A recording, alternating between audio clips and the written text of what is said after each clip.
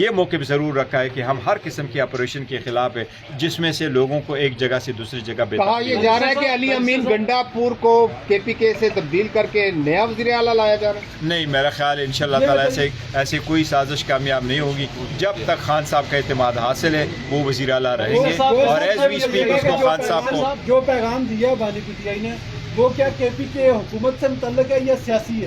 نہیں، ادروائز سیاسی ہے، کے پی کی حکومت سے ریلیٹڈ نہیں ہے. آج کے کیس کو اعلیٰ عدلیہ میں بھی لے کے جانا چاہ رہے ہیں؟ دیکھیں، اعلیٰ عدلیہ کا وقت تو آئے گا، یہ ٹرائل ہے، اعلیٰ عدلیہ میں جائے گا. اللہ تعالیٰ کرے کہ ضرورت ہمیں نہ ہی پڑے، لیکن آپ لوگوں کو دیوار پہ لکھا نظر آتا ہے. ایک طرف جہاں پر پی ٹی آئی کی اندرونی لڑائی ہے، وہیں پر اس وقت عمران خان کا جو ٹویٹر ہینڈل ہے وہ اس وقت ریاست اور فوج کے خلاف استعمال ہو رہا ہے. آپ being a chairman of P T I اس کی مذمت کرتے ہیں؟ ایسا نہیں، میں یہ کہہ رہا ہوں، دیکھو حالات نارمل ہونے چاہیے، بہتر ہونے چاہیے. اتنی زیادہ میں نے اس لیے آپ کو پوری سمری دے دی کہ 23 لاکھ میں سے 18 لاکھ کے 8 لاکھ کیسز کرمنل ہیں اور اس میں سے ایک ہی کیس ہے.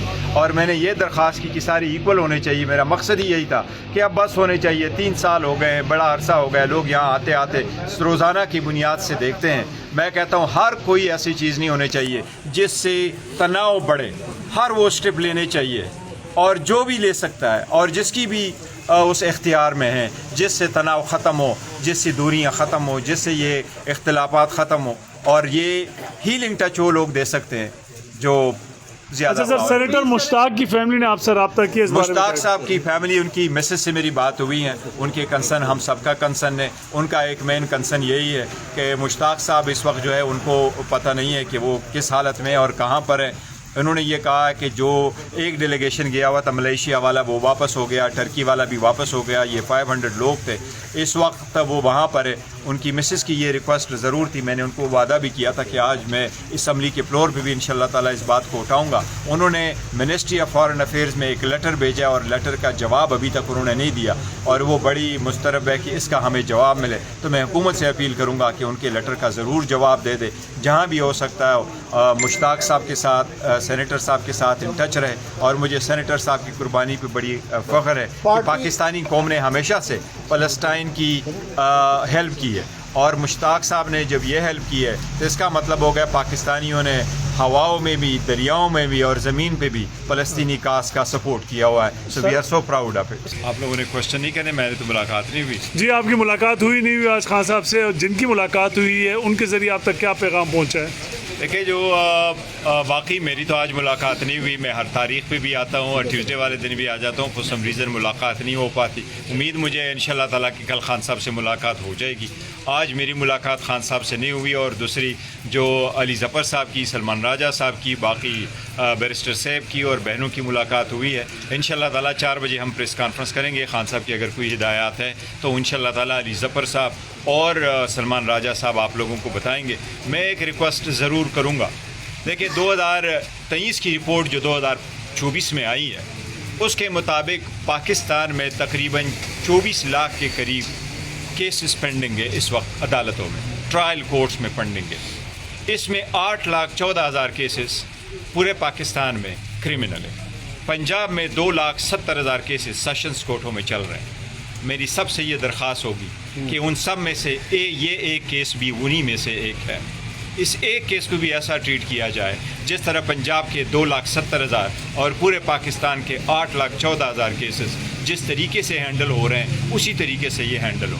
وہاں وکلاء کی ایکسیس ہو، وہاں وکیلوں کا ایکسیس ہو ساروں کی، وہاں خان صاحب کے پرسنل کونسلوں کا ایکسیس ہو، ان کی فیملی ممبرز کا ہو، وہاں جنرل پبلک ہو، وہاں میڈیا موجود ہو. یہ وہ احکامات ہیں جو عدالت کر چکی ہے. اور وہ حسن اورنگزیب صاحب کی ڈی بی تھی اور انہوں نے یہ طے کر دیا تھا کہ جب عدالت کا سیشن کورٹ لگے گی یہاں پر تو وہاں کون کون لوگ موجود ہوں گے. عدالتیں جب اوپن ہوگی لوگوں کو پتہ چلے گا. جو پرسپشن ڈیولپڈ ہو رہی ہے وہ اسی طریقے سے ہو رہی ہے کہ کنسٹنٹائن قسم کے ٹرائل چل رہے ہیں.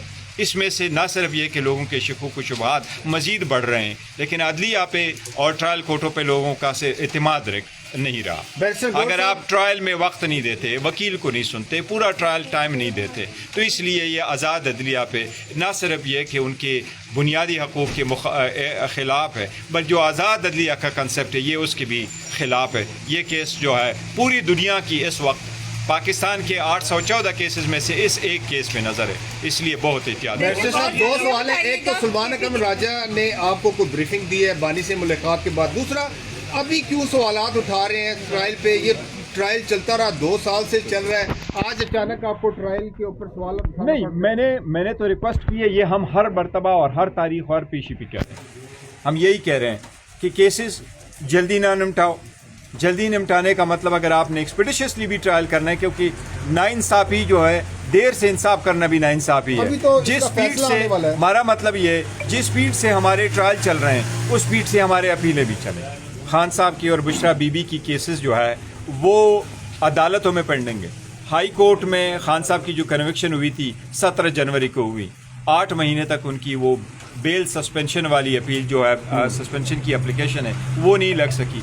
जबकि जुडिशल पॉलिसी है कि इस किस्म के केसेस 1-2 महीने के अंदर अंदर होने चाहिए। ब्रीफिंग में क्या अच्छा सर, आपको क्या जो खास हिदायत जो आई है सर, उस हवाले से को बता दें, किस हवाले से है ये तो बता दें। कोई वो हिदायत आई है, आज इंशाल्लाह उसका जिक्र भी कर देंगे। बैरिस्टर साहब ये बताइएगा, आप चेयरमैन है पीटीआई के, आपके